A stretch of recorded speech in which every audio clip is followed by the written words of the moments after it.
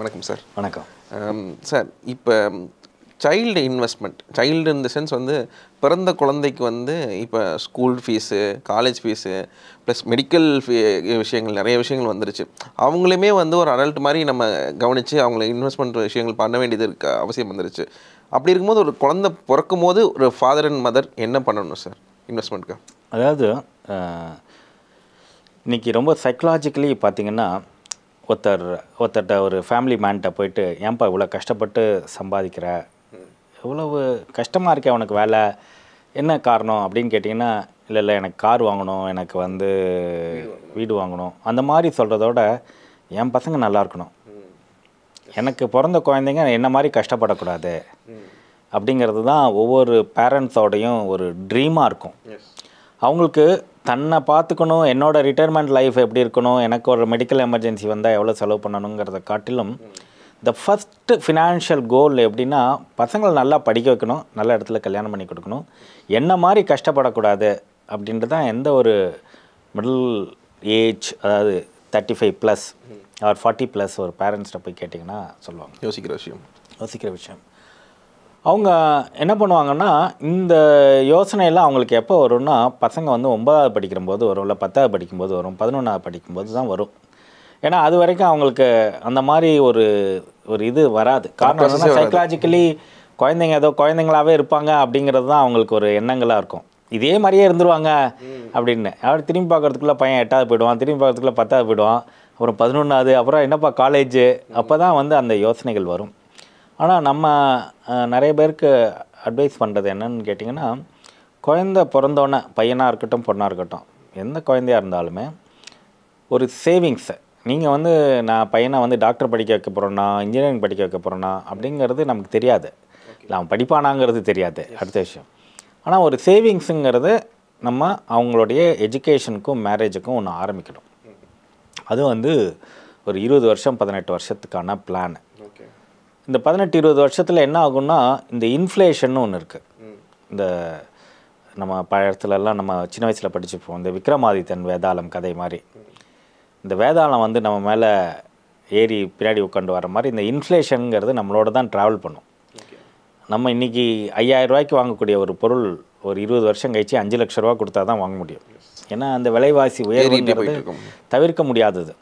So அப்போ அந்த இன்ஃப்ளேஷனையும் consider பண்ணி நம்ம இந்த பையனுக்கும் பையனுக்கும் ஒரு கார்பஸ் உண்டாக்கணும் அப்படிங்கிறத பிளான் பண்ணி சின்ன வயசுலேருந்தே அது சேமிக்க ஆரம்பிக்கணும்.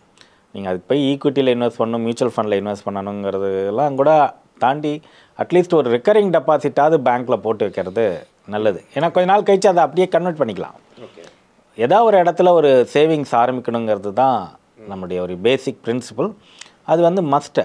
சார் நான் வந்து சம்பாதிக்கிறதே 20,000 ரூபா தான், நான் எங்கே சேவ் பண்ணுறது அந்த மாதிரிலாம் சொல்லக்கூடாது. 20,000 ரூபா சம்பாதிச்சா 500 ரூபா சேவ் பண்ணுங்கள், 10,000 ரூபா சம்பாதிச்சிங்கன்னா 250 ரூபா சேவ் பண்ணுங்கள், 1 லட்ச ரூபா சம்பாதிச்சிங்கன்னா 25,000 ரூபா சேவ் பண்ணுங்கள். அவ்வளோதான், ப்ரொபோர்ஷனேட்டாக சேவ் பண்ணுங்கள். அந்த சேவிங்ஸ் வந்து அந்த ஸ்டார்ட் பண்ணிட்டீங்கன்னா ஒரு காலகட்டத்தில் என்ன ஆகும்னா, அந்த காம்பவுண்டிங் எஃபெக்ட் வந்து ஒரு பெரிய அளவில் இருக்கும். அது வந்து அது ஒரு எக்ஸ்பென்சஸாக ட்ரீட் பண்ணி ஸ்டார்ட் பண்ணணும். அதுதான் வந்து ரொம்ப முக்கியமான விஷயம். நிறைய பேர் அதை மிஸ் பண்ணிவிடுவாங்க.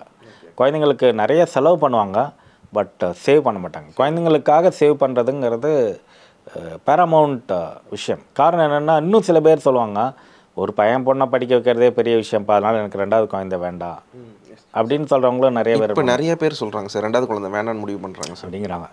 நான் கூட காமெடியாக சொல்லுவேன், ஒருத்தருக்கு 3-4 குழந்தைகள் இருக்கணும், எங்கே சார் வளர்க்குறது அப்படின்ட்டு, உண்மையில் எங்கே சார் வளர்க்குறது அப்படின்ட்டு. ஸோ அது ஒரு பெரிய டாபிக், அது ஒரு பெரிய சப்ஜெக்ட் அது. பட் என்னென்னா, எத்தனை குழந்தைங்க இருந்தாலும் நம்மளால் ப்ராப்பராக பிளான் பண்ணோன்னா மேனேஜ் பண்ண முடியும். ஏன்னா அந்த காலத்துலலாம் பண்ணாததான் இந்த நம்ம புதுசாக பண்ண போகிறோம், அது ஒன்றும் கிடையாது.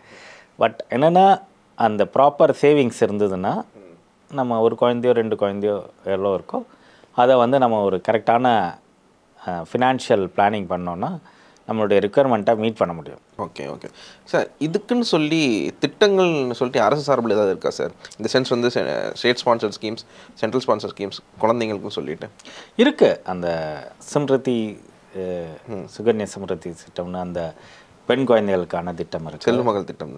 ஆமாம், செல்வமகள் திட்டம். அது மாதிரி ஒன்று இருக்குது. அது மாதிரி இருக்குது. அதெல்லாம் வந்து ஒரு 8% 7% ரிட்டர்ன்ஸ்லாம் அவங்க கொடுக்குறாங்க ஒரு குறிப்பிட்ட காலத்திட்டத்தில் இப்படி பண்ணணும் அப்படிங்கிறாங்க.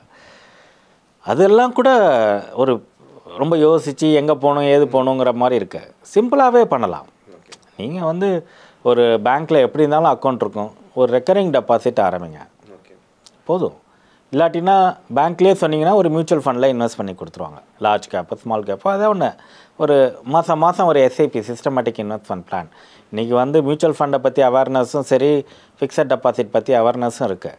ஒரு சின்ன ஒரு சனிக்கிழமை மாத்திரம் ஒரு 1/2 hour நீங்கள் டைம் ஸ்பெண்ட் பண்ணிங்கன்னா இதை ஸ்டார்ட் பண்ணிடலாம். ஸ்டார்ட் பண்ணி அதை கண்டினியூ பண்ணினாலே போதும். இதுக்காக பெரிய அளவில் முயற்சி பண்ணணும். இல்லாட்டினா எனக்கு வந்து ஃபினான்ஸ் தெரியல சார், இன்வெஸ்ட்மெண்ட் பற்றி தெரியல, அந்த மாதிரிலாம் ஒன்றும் இதுவே கிடையாது. சிம்பிளாக ஆதார் கார்டு பேன் கார்டு இருந்ததுன்னா நமக்கு வந்து இன்வெஸ்ட்மெண்ட் ஆகிடும். ஸோ இப்போ மந்த் ஆன் மந்த் அக்கௌண்ட்டில் டெபிட் பண்ணிடுறாங்க. நம்ம அதை பண்ணிகிட்டே போகலாம். நம்மளுடைய வருமானம் கூட கூட அந்த பர் மந்த் இன்வெஸ்ட்மெண்ட்டை இன்க்ரீஸ் பண்ணிட்டா போதும். Okay okay okay. வேறு ஒன்றுமே பண்ண வேண்டாம். அதுக்கு பேர் ஸ்டெப் அப் இன்வெஸ்ட்மெண்ட்டுன்னு பேர்.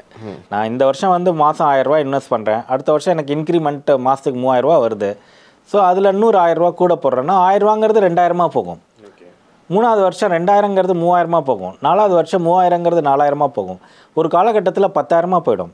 நீங்கள் 20 வருஷம் கழித்து பார்த்தீங்கன்னா ஒரு லம்சம் ஒரு 60-70 லட்ச ரூபா ஒரு குழந்தைங்களுக்கு நம்ம உண்டு பண்ணக்கூடிய இதில் இருக்கோம். ஆவரேஜாக ஒரு 10-12% ரிட்டர்ன்ஸ் வந்தாலே போதும்.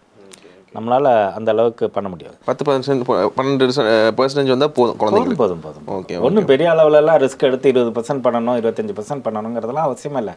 10 to 12% average return compounding effect வந்து நல்ல ஒரு அமௌண்ட்டை கொடுக்கும். ஓகே, நல்ல ஒரு அமௌண்ட் கொடுக்கும். ஸ்டெப் அப் பண்ணுங்க. நம்ம சேலரி இன்க்ரீஸ் ஆகும்போது உங்களுடைய சேவிங்ஸ் அமௌண்ட்டையும் இன்க்ரீஸ் பண்ணுங்க. நம்ம அப்படியே எடுத்துன்னு போய் சேவிங்ஸ் போடணும்னு அவசியம் இல்லை. 1000 ரூபா போட்ட இடத்துல 1500 ரூபா போடுங்க, 1500 ரூபா போட்ட இடத்துல 2000 ரூபா போடுங்க, 2000 ரூபா போட்ட இடத்துல 3000 ரூபா போடுங்க. ஸோ டெஃபினட்டாக அது நம்மளால் பண்ண முடியும்.